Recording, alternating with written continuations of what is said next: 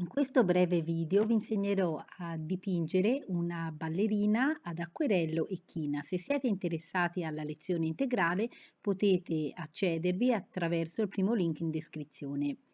Iniziamo subito con preparare un disegno molto leggero che posso decidere anche di cancellare poi con la gomma pane se ho marcato troppo il segno, di una ballerina. A vostra scelta, io ho scelto di fare una ballerina sulle punte. Una volta presi 2 bicchieri d'acqua, che mi serve per avere sempre l'acqua pulita, prendo i miei colori ad acquerello in godé. Su questa tavolozza io stempero il colore perché vi ricordo che deve essere sempre allungato con acqua per lavorare ad acquerello, altrimenti faremo una pittura a tempera. Mi preparo i colori per fare sia il vestito sia per fare il volto della ballerina.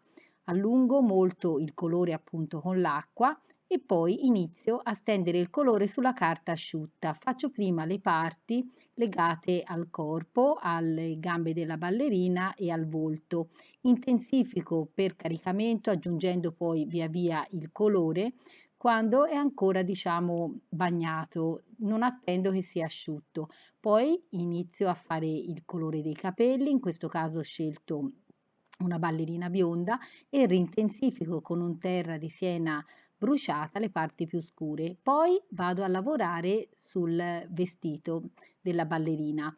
Stesso procedimento, inizio sempre con un colore base molto allungato e poi vado a caricare il colore ancora fresco e schizzo poi con effetti di action painting. Poi rintensifico piano piano tutte le varie parti affinché attraverso il chiaroscuro possa avere un volume.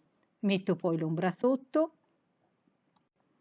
Andrò poi a fare il dettaglio delle scarpette della ballerina e infine poi prenderò un pennarellino con china oppure una penna stilografica o se preferite il pennino e andrò a rifinire la ballerina in un contorno leggerissimo che crea questo effetto particolare con l'abbinamento dell'acquerello alla tecnica a china.